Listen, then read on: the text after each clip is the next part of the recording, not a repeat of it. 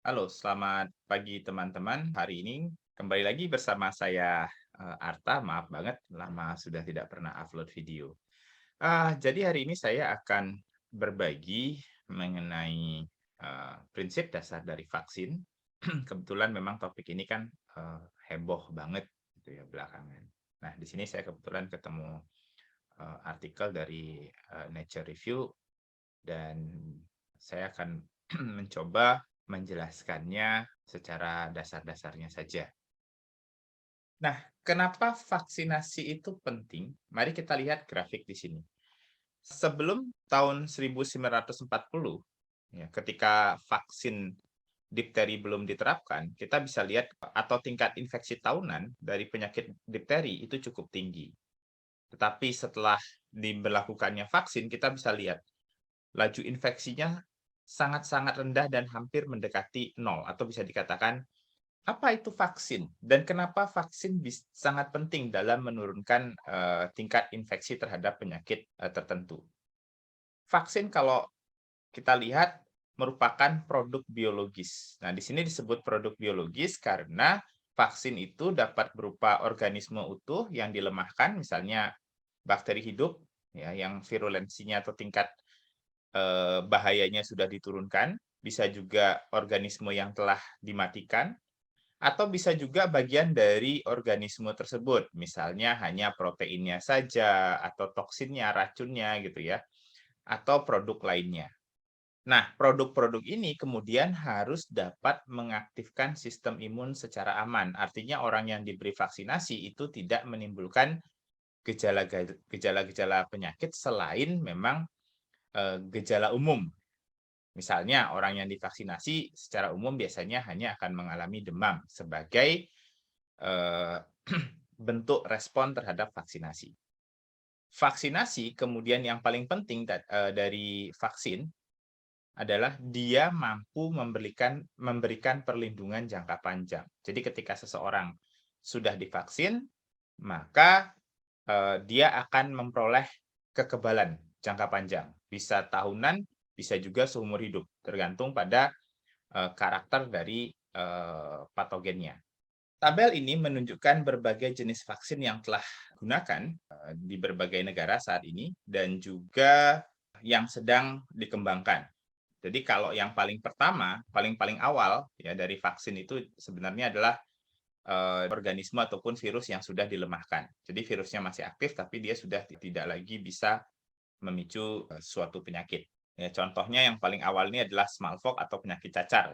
Kemudian berikutnya adalah organisme yang sudah dimatikan, ya benar-benar mati, tidak bisa lagi berkembang biak di tubuh kita. Kemudian ada yang toxoid. Toxoid ini tadi termasuk kategori produk karena toxoid itu adalah racun yang diproduksi oleh suatu patogen. Kemudian ada bagian dari patogen saja, misalnya hanya protein-protein tertentu yang ada di permukaan virus atau di permukaan bakteri dan lainnya itu kita ambil dan kemudian kita jadikan vaksin. Ini contohnya influenza, ya, hepatitis dan lain sebagainya. Pada perkembangannya juga ilmuwan berhasil membuat vaksin dari partikel yang menyerupai virus. Nah, bisa juga berupa bagian luar atau membran, ya, membran luar yang mengandung partikel antigen seperti pada gambar ini. Kemudian ada konjugat vaksin. Nah, ini biasanya dipakai kalau patogennya punya lapisan polisakarida yang sangat tebal di permukaan, maka dibuatlah konjugat vaksin. Kemudian ada ini yang generasi baru ya. Jadi vektor virus yang juga sekarang lagi hot dikembangkan untuk vaksin influenza. Kemudian ada maksud saya vaksin COVID dan juga di sini sudah diterapkan untuk Ebola. Kemudian ada vaksin asam nukleat. Ini juga lagi hot untuk COVID ya. Ya ada DNA vaksin, ya ada RNA vaksin dan lain sebagainya. Kemudian ada vaksin berupa vektor bakteri. Jadi di sini bakterinya mengandung gen ya yang mengkode antigen dari suatu patogen. Nah, kemudian Yang terakhir adalah antigen presenting cell vaksin. Nah, ini yang kemudian di Indonesia sempat ribut, yang merupakan suatu yang diusulkan oleh salah satu dokter di Indonesia ya tentang antigen presenting cell vaksin. Kemudian bagaimana sih cara kerja dari vaksin sehingga bisa memberikan perlindungan jangka panjang? Gambar ini menjelaskan ya bagaimana vaksin bekerja. Pertama-tama, ketika kita menyuntikkan vaksin ke dalam tubuh, maka vaksin ini akan dikenali dan dimakan oleh sel khusus namanya sel dendritik. Nah, sel dendritik ini kemudian mengekspresikan komponen protein dari vaksin, ya berupa polipeptida ke permukaan sel. Nah, selanjutnya protein ini akan dikenali oleh sel T. Akan dikenali oleh sel T atau sel limfosit T, sehingga sel limfosit T ini akan teraktivasi. Nah, sel limfosit T itu kemudian mengaktifasi sel limfosit B yang spesifik. Sel limfosit B atau sel B itu kemudian akan membelah diri dan memperbanyak diri. Sebagian dari sel B itu akan berkembang menjadi sel plasma yang memproduksi antibodi, dan sebagian lagi akan berkembang menjadi sel memori. Nah, sel memori inilah yang kemudian memberikan perlindungan jangka panjang. Jadi kalau kita terkena infeksi lagi, maka sel memori ini yang akan berkembang menjadi sel plasma dan memproduksi antibodi.